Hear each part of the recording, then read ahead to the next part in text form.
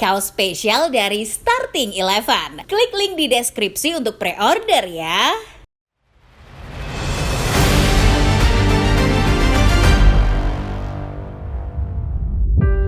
Ketika semua negara kecuali Amerika Serikat, Kanada, dan Meksiko belum menggenggam tiket ke Piala Dunia 2026, Jepang menjadi negara pertama yang menggondol tiket tersebut. Kemenangan 2-0 melawan Bahrain menjadi momen penentu langkah Kaoru Mitoma CS menyegel satu kursi menuju AS, Kanada, Meksiko pada musim panas 2026 nanti. Walau sudah menggenggam satu tiket, Jepang mengaku tidak akan mengendur dan akan terus menargetkan kemenangan. Inilah yang menjadi rahasia mereka untuk selalu lolos ke Piala Dunia dalam 8 edisi terakhir. Bagaimana kekuatan mengerikan Jepang sebagai negara pertama yang menjejakkan kakinya di putaran final Piala Dunia 2026? Sebelum menyimak, jangan lupa like, subscribe, serta nyalakan notifikasinya supaya tidak ketinggalan video-video menarik dan terupdate lainnya seputar sepak bola dari channel Starting Eleven Moment.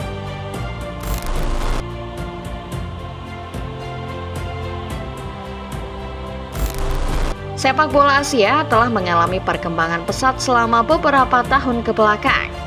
Persaingan di daratan benua kuning tidak lagi didominasi nama-nama yang itu-itu saja. Negara-negara seperti Uzbekistan, Qatar, hingga Iran mulai menunjukkan taji mereka untuk bisa bersaing di kancah global. Namun dari sekian nama, ada satu negara yang selalu menjadi mimpi buruk negara-negara lain di Asia. Jepang adalah nama negara itu. Tim berjuluk Samurai Biru adalah kekuatan yang paling menakutkan di seluruh benua kuning. Wajar karena tim yang kini dipimpin Hajime Moriyasu memiliki peringkat FIFA terbaik dibanding seluruh negara lain di kawasan Asia. Per akhir Maret 2025, Jepang menduduki ranking ke-15 FIFA. Jangan lupa, dalam beberapa edisi terakhir keikutsertaan mereka di Piala Dunia, Jepang sukses memberikan kejutan demi kejutan. Edisi 2022 lalu, Jepang menundukkan dua jagoan Eropa, Jerman dan Spanyol. Samurai Biru yang tergabung di grup E bahkan mematahkan prediksi mayoritas orang dengan lolos ke babak gugur sebagai juara grup. Mundur satu edisi sebelumnya, Jepang juga berhasil membuat kejutan. Walau tidak mencatatkan prestasi sebaik edisi 2022, Takashi Inui dan kolega tetap catatkan pencapaian spesial. Samurai Biru melaju ke babak gugur setelah menyegel posisi runner-up grup H di atas Senegal dan Polandia yang sejatinya lebih diunggulkan. 7 edisi terakhir Jepang tidak pernah absen tampil di Piala Dunia. Fakta ini membuat Kaoru Mitoma CS selalu menjadi hantu yang membayang-bayangi negara lain di setiap edisi kualifikasi Piala Dunia zona Asia. Apalagi Jepang mencatatkan pencapaian mengerikan di putaran kedua kualifikasi Piala Dunia 2026. Dengan membabat habis semua laga grup E dengan kemenangan plus dengan catatan nirbobol.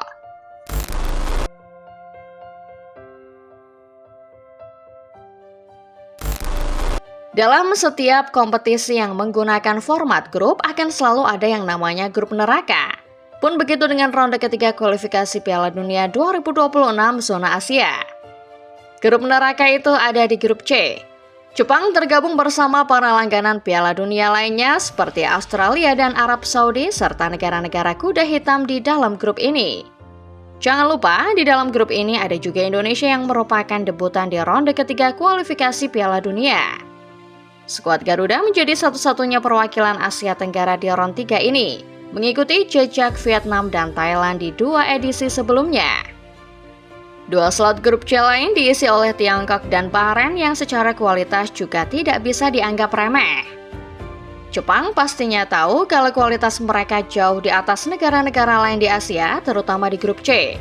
Namun inilah sisi istimewa dari skuad negeri matahari terbit. Hajime Moriyasu dan anak asuhnya tidak pernah memandang remeh negara lain. Mereka justru merasa bahwa grup C akan menyulitkan langkah menuju Piala Dunia ke-8 secara beruntun. Saya kira grup manapun akan berjalan sulit, dan kami ditempatkan di grup yang sangat sulit. Bersaing di Asia bukan sesuatu yang mudah.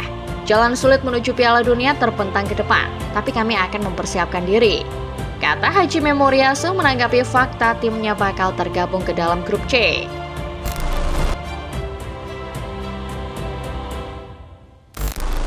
Jepang termasuk negara yang rendah hati dan enggan memandang remeh setiap lawan yang mereka hadapi.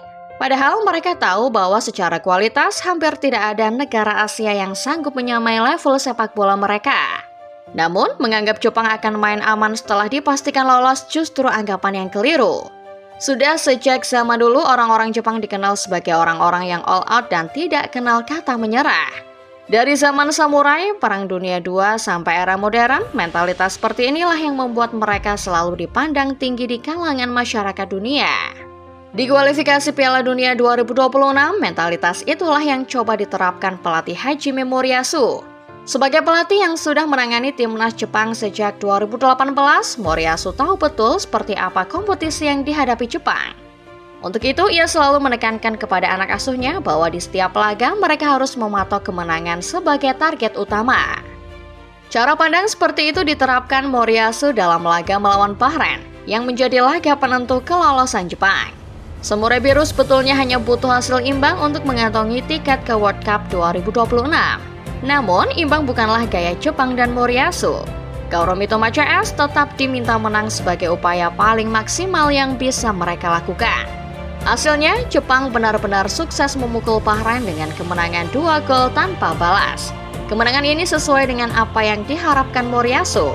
Juru taktik Jepang itu tidak mau kalau Jepang hanya sekedar lolos. Ia ingin melihat capaian maksimal timnya, tidak peduli sudah lolos ataupun belum. Dengan kemenangan lawan Bahrain, laga sisa Jepang tentu tidak begitu berarti. Namun, Moriyasu sekali lagi menegaskan kalau karakter timnya adalah berjuang sampai titik penghabisan. Untuk itu, Moriyasu tetap menargetkan kemenangan di laga-laga tersisa, termasuk laga kontra Arab Saudi di akhir Maret nanti.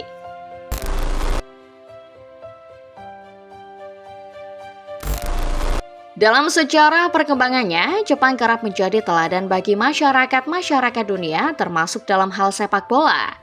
Dengan kualitas timnas yang tidak diragukan, plus kompetisi liga dan kualitas para pemain yang mumpuni, tidak berlebihan kalau Jepang layak menjadi kiblat sepak bola Asia. Yang terpenting dari Jepang, negeri matahari terbit selalu menghargai proses termasuk dalam hal sepak bola. Sepak bola Jepang tidak diproses secara instan.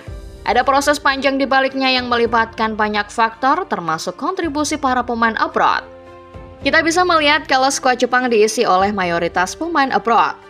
Tapi, apakah para pemain adalah abroad yang asal abroad? Tentu saja tidak. Para pemain Jepang yang merumput di liga-liga top Eropa memang diambil dari Jepang karena kualitas mereka. Sebagai contoh, Kaoru Mitoma di Brighton, Shion Suzuki di Parma, Wataru Endo di Liverpool, dan masih banyak lagi. Pemain-pemain ini dicomot klub-klub top Eropa karena mereka memang punya kualitas yang membuat klub kepincut. Para pemain yang merumput di Eropa ini juga awalnya berkarir di Jepang, lahir dan besar di Jepang pula. Ketika mereka kembali ke Jepang, mereka akan menularkan level permainan Eropa pada para pemain lokal. Dari skema seperti inilah tercipta kompetisi yang sehat di mana para pemain lokal makin terpacu meningkatkan level permainan, supaya tidak tergeser mereka-mereka yang main abroad. Persaingan yang sehat akan menumbuhkan individu-individu yang berkualitas. Dan individu-individu inilah yang bisa kita lihat di timnas Jepang sekarang. Di bawah komando sosok yang tepat seperti Hajime Moriyasu, Jepang bisa menunjukkan kepada dunia bahwa mereka adalah salah satu kekuatan yang tidak bisa dianggap enteng di kancah persepak bolaan. Itulah dia Football Lovers, pembahasan mengenai kengerian Jepang yang tetap gaspol walau sudah dipastikan lolos ke Piala Dunia. Tidak diragukan lagi, secara mentalitas, peringkat ke-15 FIFA ini punya hal istimewa yang tidak dimiliki negara-negara lainnya. Jadi, bagaimana menurut kalian? Kalau dikaitkan dengan timnas Indonesia, kira-kira apa saja yang bisa kita contoh dari kesuksesan timnas Jepang? Komen di bawah ya!